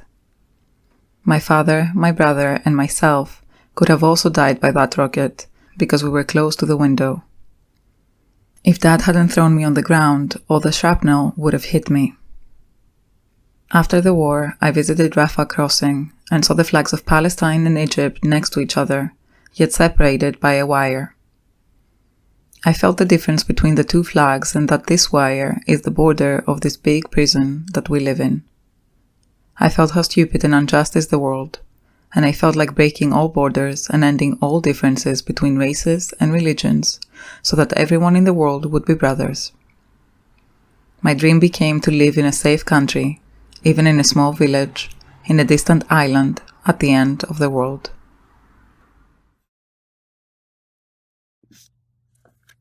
Mi nombre es Laura Vergara y voy a estar leyendo la historia de Ashraf Asusi, que es parte de los monólogos de Gaza. Ashraf Azusi nació en 1994 en el barrio Al-Hueda. Es un barrio en Gaza. Todos los niños del barrio lo querían. Estaban más tranquilos que una brisa. Tomaba el dinero de mi padre y me lo daba a mí. Todo el mundo lo amaba. Sus amigos vinieron y se fueron con ellos a la escuela. Salieron corriendo como mariposas, volando fuera de la tierra, como si el mundo fuera creado para ellos. Los aviones israelí estaban en el aire. El sonido del helicóptero era como un monstruo al acecho de su presa. Un coche conducido por prófugos circulaba por la calle. Yarmouk y las mariposas estaban cerca de ese coche. Las mariposas no sabían que era el fuego que iba a quemar. Un cohete cayó sobre el coche. Mi hermano Tarek voló 5 metros del suelo. Voló más alto que el coche. Se levantó caminando como si nada le pasara. La ambulancia vino y se llevó a los cadáveres. La gente le dijo que entrara a la ambulancia, pero él les dijo, nada me pasó, y se fue a la escuela. 100 metros más adelante se puso su mano sobre el corazón y cayó como un mártir. Yo estaba en la calle esperando el autobús escolar y mi hermana me dijo que fuera a ver lo que pasaba. Lo hice, pero no vi a Tarek. Ella y yo nos fuimos a la escuela. Mientras que estaba en clase, mis tíos vinieron y me dijeron que no iría a la escuela. Yo no sospeché nada. Nos montamos en el coche y mi tío le dijo al conductor que apagara las noticias. Entonces empecé a sospechar, porque a mi tío le encantaban las noticias. Llegamos a la casa y había una gran multitud alrededor de la casa. Antes de bajarme del coche, vi a mi padre sentado en una silla, llorando. Era la primera vez que vi a ver a mi padre llorar. Él sostenía una foto de mi hermano Tarek. Le pregunté, «Papá, ¿mi hermano fue asesinado?» Y él solo respondió, «Dios se apiade de su alma». La ambulancia lo trasladó al hospital. Todos corrieron hacia él para decirle adiós. Él estaba durmiendo como un ángel. Con el libro que tenía aún lo llevaba en sus manos. Mi padre rechazó que fuéramos con él al cementerio, pero yo me subí al coche y me fui para decirle adiós, y le leí una oración del Corán en su tumba. Todos los días, por un espacio de 3 meses, me senté en su tumba para hablar con él. Por la noche en la sala de mi casa, miro su foto con una leyenda que escribe «Mi héroe mártir Tarek». Desde que mi hermano fue asesinado, me acostumbré a dormir con él en la cama solo. Usábamos la cama antes juntos, pies y cabeza, pero ahora tengo una cama solo para mí. Nunca olvidaré a mi hermano. I feel like running in the streets till my headscarf flies in the sky and I fly after it. Sometimes I feel like being totally crazy, but I can't. It's the first time I say things like this. Maybe they're not the kind of things I say, or maybe they're the things that I can't express or I'm scared to express. Why do my parents treat me like this? I look at the girls my age, how they're living their lives, and I envy them. I wish I could be like them in their confidence and freedom. I wish a ship would carry me to a distant island and throw me on its shore, far away from the world, from everything, especially the war. Speaking of the war, all the war was one pile, and Mom was the other. I'll never understand why my mom kept describing things to me that I'd already seen. She and I were standing on the balcony. They bombed our neighbor's house and one of the neighbors died. We saw how the house was destroyed and how the corpse flew onto the street. And you can imagine what happened to the family after that. Did it end? No, it didn't. Mom started telling me about how our neighbor's house was bombed and how our neighbor flew from the house like she was talking to someone who hadn't been standing with her. And on it went, stories from Mom all through the war, and I was the only listener. We'd be sitting watching TV and they would say there was bombing or destruction in some place and the report would be 15 minutes long, but Mom's repeated report would be 2 hours. She'd talk about the report like I hadn't been with her. I started to doubt myself. Had I been sitting with her or not? I swear I was there. I was really there. I was sitting next to her. Anyway, thankfully Mom isn't with you. Otherwise, she'd give you a headache with her stories. Every day Gaza changes. That's when my dreams always change, and every time I make a step forward, I go 100 back. In the first hit of the war, I was going home from school and didn't know the road. Suddenly a man stood in front of me and asked me, "Where's your house?" I told him and he took me home. I went down to the house quickly and asked my dad, "Why didn't you come get me?" My mum said, "It's normal, dear, go study." I told her, "There are no exams, the war started." In the afternoon, they hit the government building near us. My mum said, "It's normal, we are used to what is happening to us." We went running to the neighbours, each one looking out for himself. After minutes, the neighbours' relatives started coming and the house became packed with more than 100 people in it, but still things stayed normal for my mother. In the morning, Dad went to buy bread and stood in line for 6 hours, coming home with 1 pack of bread. Each of us got half a loaf, and still my mum said, "Normal." In the evening, my parents decided to go to the hospital and visit the injured, and I went with them. In the hospital, we saw many corpses. They were 4 on each bed, under and on top of each other. Only then my mother said, "This is not normal. The war isn't over. The war is big, and my fear is to grow up with it. I'm always scared of a new war. If a balloon bursts, I'm scared.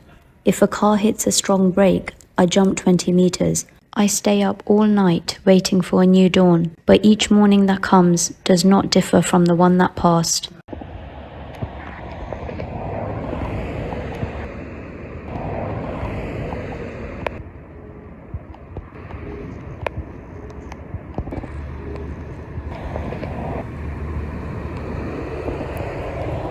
Todos los días Gaza cambia. Por eso mis sueños siempre cambian. Y cada vez que doy un paso adelante, retrocedo 100 para atrás. En el primer bombardeo de la guerra, yo iba de la escuela a mi casa y no sabía el camino. De repente, un hombre se paró frente de mí y me preguntó, ¿dónde está tu casa? Le dije, y él me llevó a casa. Fui a la casa un poco tiempo y le pregunté a mi papá, ¿por qué no viniste a buscarme? Mi madre dijo, querido, es normal ir a estudiar. Le dije, no hay exámenes, comenzó la guerra. En la tarde bombardearon el edificio del gobierno que está cerca de nosotros. Mi madre dijo, es normal, estamos acostumbrados a lo que nos está pasando. Fuimos corriendo donde los vecinos, cada uno mirando, preocupándose por ellos mismos. Luego de unos minutos, los familiares de los vecinos empezaron a llegar y la casa se llenó con más de una centenar de personas. Pero aún así las cosas quedaron normales para mi madre. Por la mañana papá fue a comprar pan y se puso en fila durante 6 horas volviendo a casa con un paquete de pan. Cada uno de nosotros tomó media tortilla de pan y mi madre dijo, sigue siendo normal. Por la noche, mis padres decidieron ir al hospital a visitar los heridos y yo me fui con ellos. En el hospital vimos muchos cadáveres. Había 4 en cada cama, un cadáver abajo y otro encima. Solo entonces mi madre dijo, esto no es normal. La guerra no ha terminado. La guerra es grande y mi miedo es crecer con ella. Siempre tengo miedo de que haya una nueva guerra. Si un globo estalla, tengo miedo. Si un coche frena fuerte, salto 20 metros. Y si un niño pequeño grita, me pongo a gritar con él. Me quedo toda la noche esperando un nuevo amanecer. Pero cada día y cada mañana que viene no difiere de las que pasaron.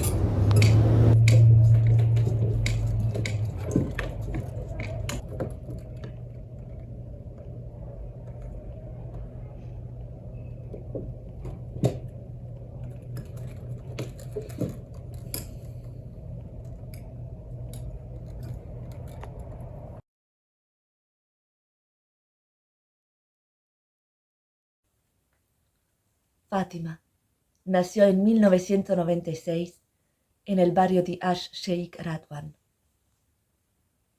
De Gaza se escaparon los peces, pero la gente no pudo. Abrieron las aguas residuales hacia el mar, y si el mar pudiera hablar, les diría, debería darles vergüenza lo que están haciendo en Gaza y conmigo. En lugar de academias de música y de actuación, Gaza se convirtió en una academia de tiro y de asesinato. Por naturaleza tengo mucho miedo. Tengo miedo de las cucarachas y de las aves, y estoy preocupada del día y de la noche. El primer día de la guerra, todas las niñas regresaron a sus casas, menos yo. Yo fui la última en salir de la escuela. Estaba sentada allí, temblando, no podía pararme. Por fin sentí que, si no me ayudo yo, nadie me va a ayudar. Recobré el valor y me levanté, temblando. Caminé como un árbol sacudido por el viento, toda yo temblaba. La gente caminaba cerca de mí, pero nadie me miraba. El sonido de los cohetes se hizo más fuerte y el horror en mi corazón se hizo más profundo. Normalmente llego de la escuela a mi casa en media hora, pero ese día llegué en 15 minutos a causa del miedo. Era la primera vez que sentí tanto miedo en mi vida. Cada segundo pensaba que iba a morir. Era la primera vez que sentía esta terrible soledad, a pesar de que las calles estaban llenas de gente. Llegué a casa y me asomé por la ventana. Un cohete cayó frente de nuestra casa y yo volé desde el piso y caí de espalda. En la época de la guerra no pude asomarme en las ventanas. Empecé a dormir en una habitación que no tiene una sola ventana.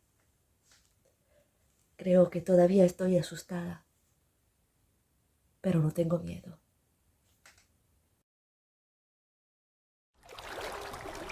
Os peixes de Gaza fuxiron, pero a xente non puido. Abriron os esgotos no mar, e se o mar puidese falar, diríalles: vergoña tiña que darvos o que lle facedes a Gaza e a min. En troques de escolas de música e teatro, Gaza converteuse nunha escola para disparar e matar.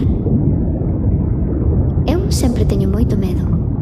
Teñolle medo ás baratas e aos paxaros e preocúpome día e noite. O primeiro día da guerra, todas as rapazas foron para casa, agás eu.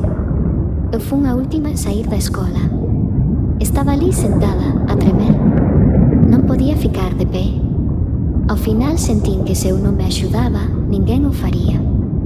Fíxenme forte e erguínme e camiñei como unha árbore ao vento, toda eu a tremer. A xente camiñaba perto, pero ninguén se decataba de min. O ruído das bombas aumentaba e o meu pánico tamén. Da escola a miña casa hai media hora. Ese día cheguei en 15 minutos por mor do meu medo. Foi o día que máis medo tiven na miña vida. A cada segundo cría que ia morrer. Tamén foi a primeira vez que sentín esta soedade terrible, aínda que as rúas estaban cheas de xente. Cheguei a casa e púxeme xunto á xanela. Unha bomba caeu perto da nosa casa e eu voei polo ar e caín de costas. Durante toda a guerra non puiden estar perto das xanelas e comecei a dormir nun cuarto interior.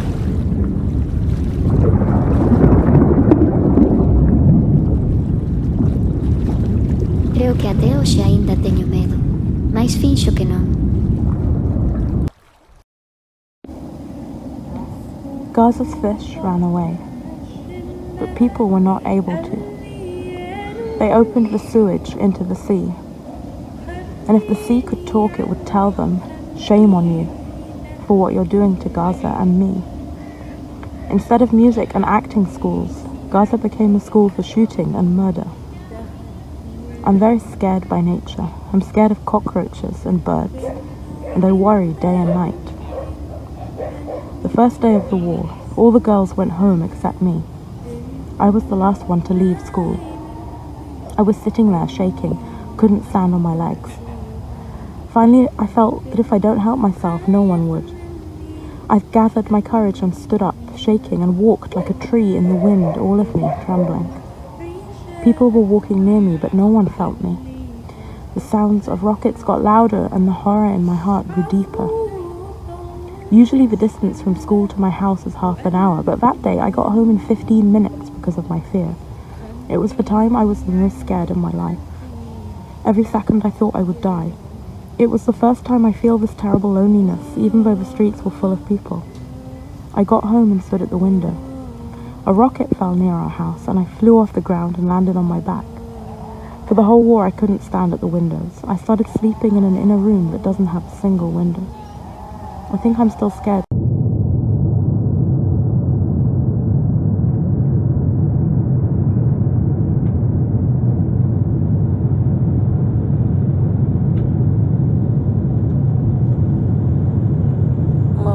Balawi, born 1995, Ashtar camp. I want to write the most beautiful words about Gaza, but I can't. I can't not see the poverty, siege, and famine, especially when all Gaza City flooded into Al-Arash and emptied it from all goods in 2 hours.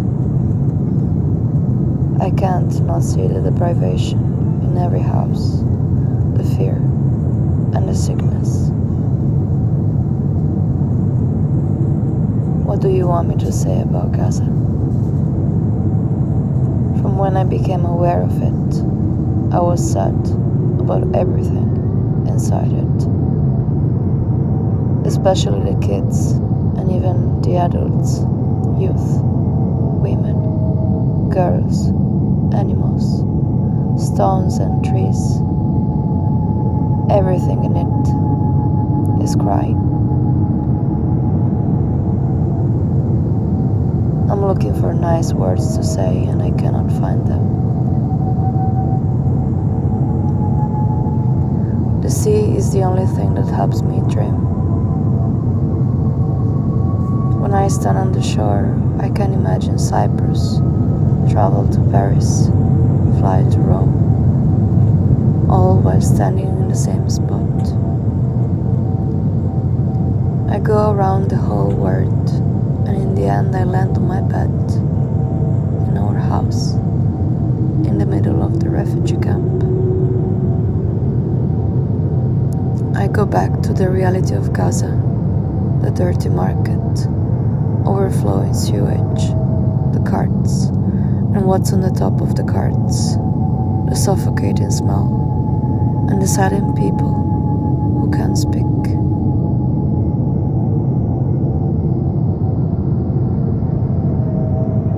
When I look at the clock and it's 11:55, I start shaking and my heart beats faster.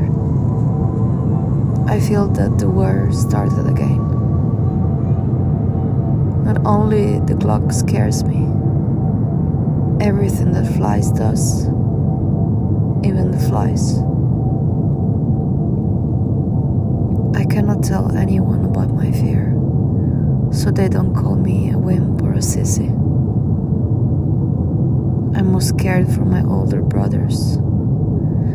When a fly lands on any of them, I feel it's going to kill them.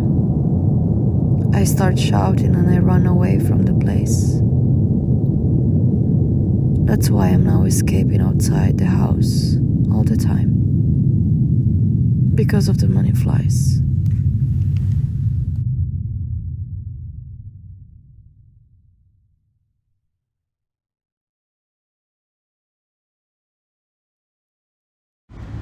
I want to write the most beautiful words about Gaza, but I can't. I can't not see the poverty, siege, and famine, especially when all of Gaza City flooded into Al Arish and emptied it from all goods in 2 hours. I can't not see the deprivation in every house, the fear, and the sickness. What do you want me to say about Gaza? From when I became aware of it, I was sad about everything inside it, especially the kids and even the adults, youth, women, girls, animals, stones and trees. Everything in it is crying. I'm looking for nice words to say and I can't find them. The sea is the only thing that helps me dream. When I stand on the shore, I can imagine Cyprus, travel to Paris, fly to Rome, all while standing in the same spot.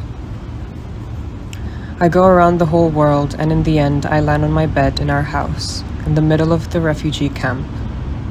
I go back to the reality of Gaza, the dirty market, overflowing sewage, the carts and what's on top of the carts, the suffocating smell, and the silent people who can't speak.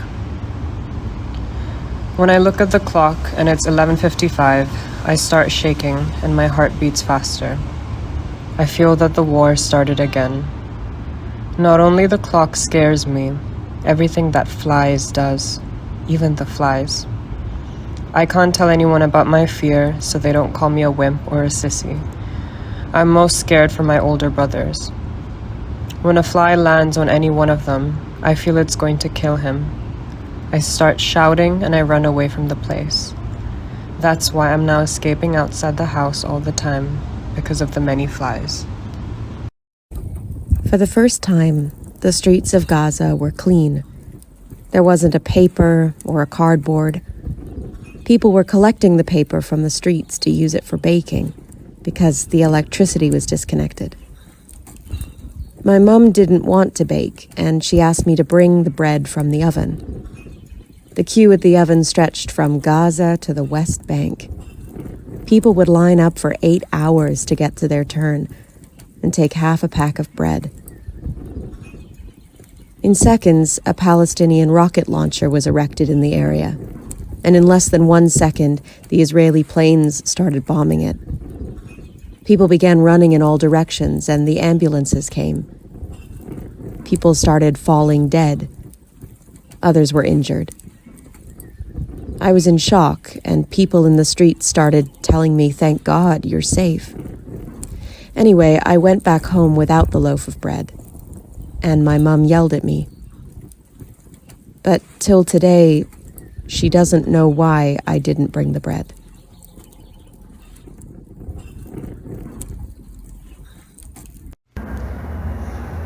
What I love most in Gaza is Barcelona Park. I used to go there 3 times a week. I would spend the whole day on the swings, laughing and playing with my friends. But during the war, the occupation bulldozed it and destroyed it. I went to visit the place and started crying. I remembered where I used to play and where the swings were and my laughter with my friends. I want to be a lawyer so I can defend the people that have been victimized. And you won't find more of them than in the empire of Gaza, because I feel that Gaza is 100 countries and 1.5 million presidents. The tanks got to our house at 5 in the morning. Mom started gathering things from the house, and everything turned upside down in a few seconds.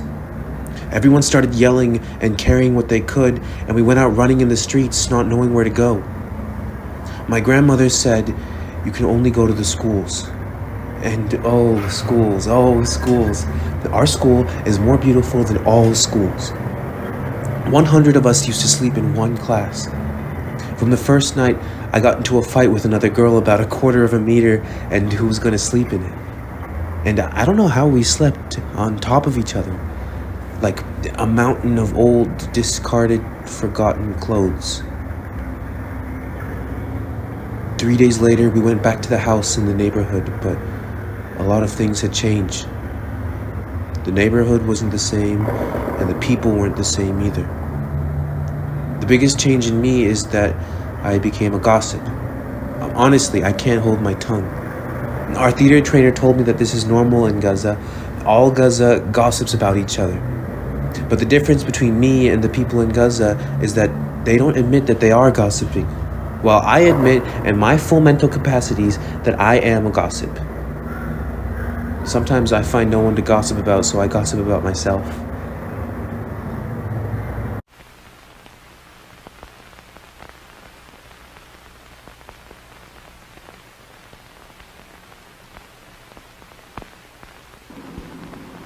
When the war started, my mum, my brothers and sisters and I were in Russia, which made me always worried about Dad. We wanted to leave Russia and return to Gaza among our family to live the events with them. As soon as the war ended and the crossings opened, we returned to Gaza. And from then till today, we've been hearing stories of the war. I couldn't sleep in Russia because of my worry about Dad. Before the war, when the mobile used to ring and it would be from Gaza, we'd be happy and race to answer it. But in the war, every time the mobile rang from Gaza, any number, whether we knew it or not, we'd say, "Dear God," and start looking at each other to see who will answer. After the war, a lot of things changed in me. I started seeing things differently. I began to like the city. Life became more beautiful, and so did I. My friends changed, and I made older and more mature ones. I became very outspoken and brave, even in front of Dad, and I could face anyone. Mom and I became friends. A lot of times we stay up at night and talk about everything. In the future, if I grow up, and in Gaza it's an achievement to grow up because death is standing at your doorstep, I want to be a children's caretaker and defend their rights. Because I feel that the children of Palestine are born as old people. A kid can be 6 years old and yet supporting a family.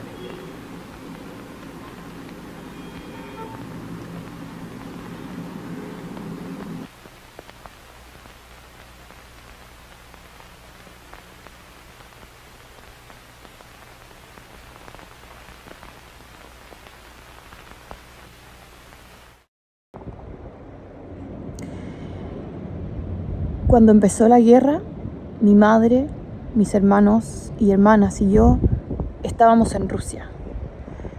Eso siempre me preocupaba por mi papá. Queríamos salir de Rusia y regresar a Gaza, donde nuestras familias, para vivir lo que ellos viven. Cuando terminó la guerra y se abrieron las cruces, regresamos a Gaza y desde entonces hasta hoy estamos oyendo historias de guerra. No podía dormir en Rusia a causa de la preocupación por mi papá. Antes de la guerra, cuando sonaba el celular y el llamado era de Gaza, nos alegrábamos muchísimo y corríamos para ver quién lo iba a contestar primero. Pero en la guerra, cada vez que sonaba el celular y era una llamada de cualquier número o incluso de un número conocido, decíamos, oh, Dios mío, y nos mirábamos el uno al otro para ver quién iba a contestar. Después de la guerra muchas cosas cambiaron en mí. Comencé a ver las cosas de una manera diferente. Empecé a querer la ciudad, la vida se puso más hermosa, yo también me puse hermosa. Ahora tengo otros amigos y amigas y son más maduros. Me volví muy franca y muy valiente, hasta frente a mi papá. Yo podía enfrentarme a cualquiera. Y con mi mamá nos hicimos muy amigas. Muchas veces nos quedamos en la noche hablando de todo. En el futuro, cuando ya sea grande, y en Gaza ser grande es una gran cosa, porque la muerte está de pie en tu puerta. Yo quiero ser una niñera, para defender los derechos de los niños, porque yo siento que los niños de Palestina, desde que nacen, envejecen. Un niño de 6 años mantiene a su familia.